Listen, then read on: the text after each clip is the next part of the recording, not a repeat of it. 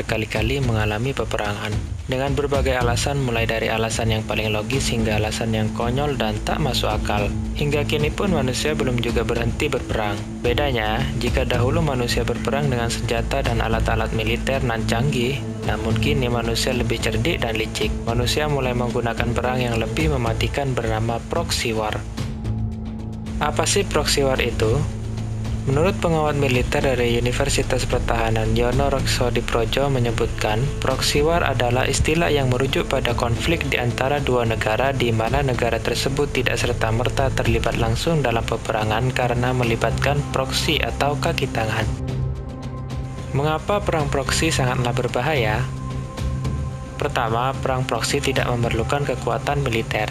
Perang proksi berbeda dengan strategi perang konvensional yang selama ini kita ketahui dengan menembakkan rudal, menurunkan tank-tank berlapis baja, atau mengirimkan pesawat-pesawat modern dengan teknologi yang canggih. Perang proksi justru menyusup melalui celah-celah yang tidak kita sadari seperti melalui informasi yang kita terima sehari-hari. Informasi-informasi inilah yang digunakan sebagai alat perang yang mampu memanipulasi pemikiran dan mental secara masif.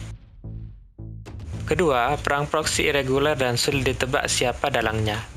Untuk mengetahui dalang di balik perang proksi sangatlah sulit. Perang proksi menggunakan pihak ketiga sebagai kaki tangan mereka. Mereka tak perlu langsung turun tangan untuk berperang. Pihak ketiga ini biasanya menggunakan pemikiran-pemikiran anarkis dan provokatif, informasi pemecah belah bangsa, berita-berita hoaks, budaya-budaya negatif, dan banyak lagi yang lainnya. Ditambah dengan perkembangan teknologi terutama internet dan media sosial, menemukan dalang di balik perang proksi sama saja mencari jarum di tengah tumpukan jerami. Ketiga, perang proksi lebih destruktif karena mempengaruhi pikiran dan mental. Proxy war lebih berbahaya daripada perang konvensional yang kita ketahui selama ini. Perang proksi bisa mengakibatkan degradasi mental dan pemikiran. Kerusakannya pun lebih masif. Dengan merusak pemikiran suatu bangsa, maka akan semakin mudah bagi bangsa lain untuk mengintervensi.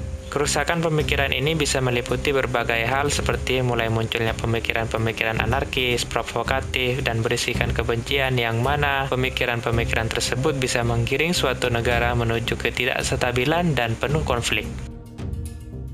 Bagaimana melawan proxy war? Perang proksi di abad ini lebih banyak mengandalkan kemampuan teknologi untuk memanipulasi pikiran manusia, menggiring opini publik, serta menyebarkan berita-berita provokatif dan destruktif melalui internet, media massa, maupun media sosial. Untuk melawannya, kita harus berhenti menyebarkan berita-berita hoaks dan berita-berita yang berisikan kebencian dan pemecah belah persatuan. Dengan bersikap lebih hati-hati dan kritis terhadap berita-berita yang kita terima, maka kita bisa terlepas dari bahaya perang proksi yang akan mengancam keutuhan bangsa.